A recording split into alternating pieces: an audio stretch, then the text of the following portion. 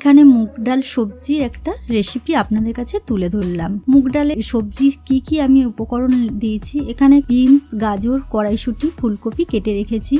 মুগ ডালটা আগে থেকে ভেজে রেখেছি। শুকনো লঙ্কা, গোটা জিরে, পাঁচফোড়ন একটু ভেজে রেখে দেবো। কড়াতে তেল দিয়ে দিয়েছি, ফোড়ন দিয়েছি গোটা জিরে, শুকনো লঙ্কা, একটা গোটা তেজপাতা।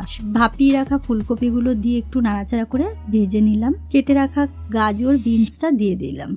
স্বাদ আনার জন্য একটু লবণ দিলাম। অল্প একটু কড়াইশুঁটি দিয়ে দিলাম। হাফ চামচ আদা বাটা দিলাম। সবজিটা ভালো করে কষিয়ে নেব একে একে মশলাগুলো দিয়ে। সামান্য একটু হলুদ দিলাম। স্বাদ আনার জন্য মিষ্টি দিলাম। সিদ্ধ করা ডালটা ছিল আমি দিয়ে দিলাম। বন্ধুরা, এই ডালটা বেশ ঘনও হবে না, বেশি পাতলাও হবে না। দেখুন এখানে ডাল আমার হয়ে এসেছে। ভেজে রাখা মশলাটা দিয়ে দিলাম। হয়ে এসেছে, বেশ সামান্য একটু ঘি দিলাম। এই ডালটা আপনারা ভাত বা রুটির সাথে খেয়ে দেখতে পারেন। দারুণ একটা পদ্ধতি তুলে ধরলাম আপনাদের সামনে।